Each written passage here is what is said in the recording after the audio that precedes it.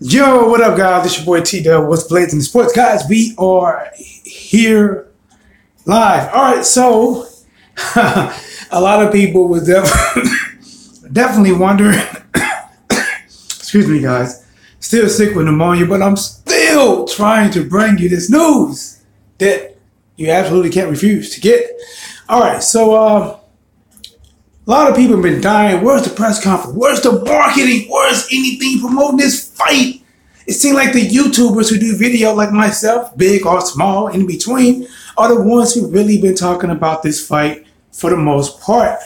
But we finally got the press conference. You got a chance to see them stand up side by side. I would say in the press conference, it looked like Lomachenko was probably a lot bigger than what he looked in the actual face-off that we saw today, the weigh-in. He still looked taller, but physically they're close to the same size. I'm gonna get to all that as well.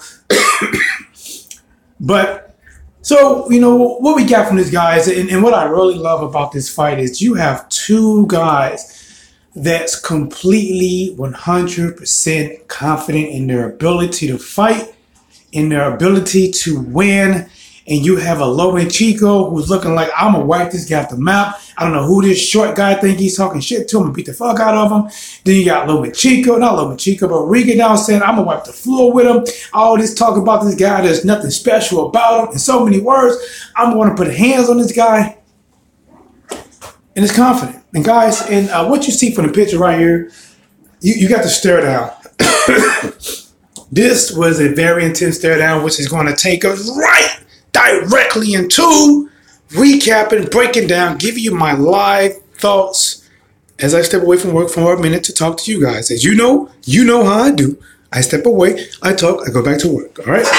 So this was the weigh-in, and I predicted. I did a couple videos. I said that Rigondeaux will probably come in somewhere between 126, 128. He's not going to weigh no 130, and I believe his official weight was 128.4, was actually just a hair more than what I thought, And you see Lomachenko, he weighed in at 129 even, all right?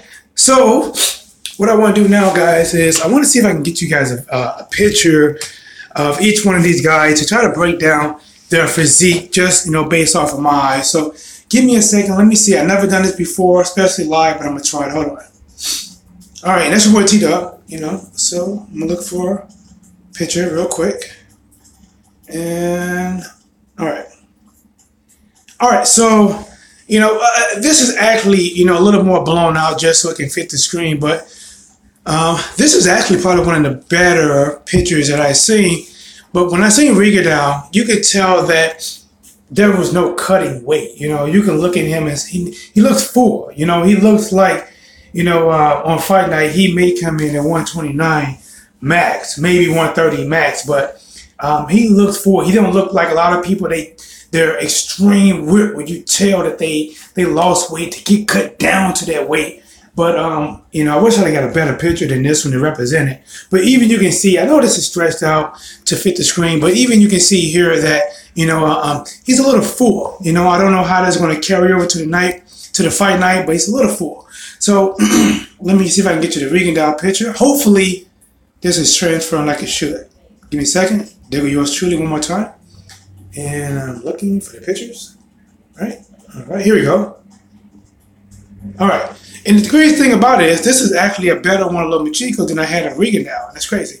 So Rigondeaux, not Rigondeaux, but Lomachenko, you can tell that he did cut down some. You can even look at him and say that this guy could have made 126. If you're looking at his physique right now, he could have made it. But the simple fact is that he's more comfortable at 130 than Rigondeaux is at 130, which is why he, made him come all the way up. And I'm going to get through some more breakdown of it, some more talking that was going in between. So let's see if I can find you guys another picture. All right.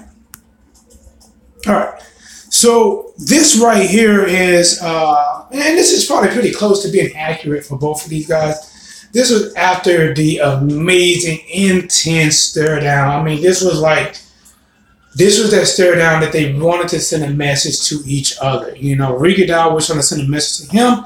Lomachenko was trying to send a message to Rigondeaux. And you can even see some eye fluctuations with Lomachenko when he was looking at Rigondeaux. Rigondeaux had pretty much a dead eye stare. But you see both of their physiques right there. You know, they are in good shape. You can tell that the Rigondeaux definitely, you know, pumped up for this fight. I don't see him weighing in. He might even come in the exact same way he is now. Lomachenko probably put on maybe a little bit more, but neither one of these guys are huge. Lomachenko is definitely bigger. All right. Let me see if I can get you right back to the original picture. Let's see, guys. All right. Right there. Do the hustle. Do the hustle. All right, guys, as you see, this picture is brought to you by What's Blazing in Sports. And always remember, if you ever see or look out for the new clothing line headline that's coming out for What's Blazing in Sports, don't hesitate to buy it to be one of the best purchases you ever made in your life. So, we got Rigondeaux on the right here. You can see his physique. You can actually, this is a really good one to show how, like, if you look at his abs right there, they're not as cut as normal. You can tell he definitely, you know, either put on some. He probably had a big thing of Gatorade even before he weighed in. To be, you never know if what can be done to make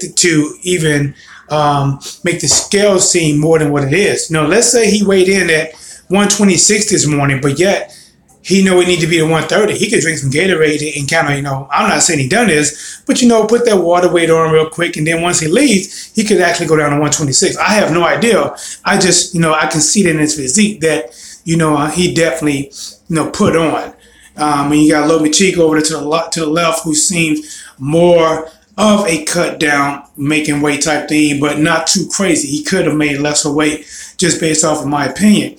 And right in the middle,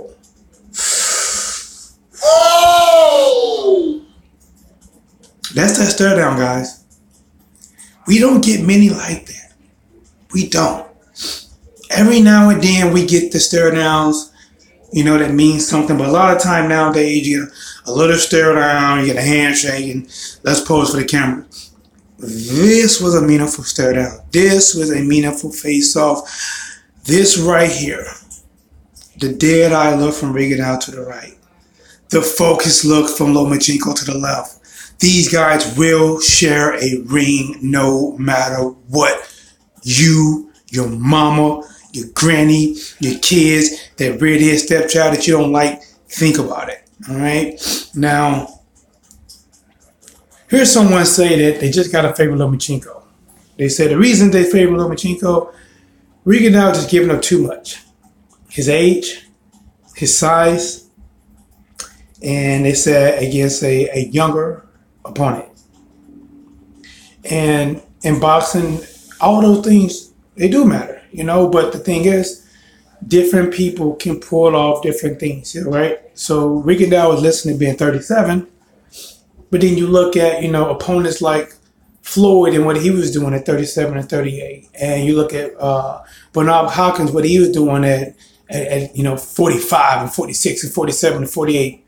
You know, before he really showed signs of getting old, you know, when he fought the Joe Smith fight, I believe he was 50, that's when you can visually see that this guy is old, you know, visually, before Joe Smith even knocked him out.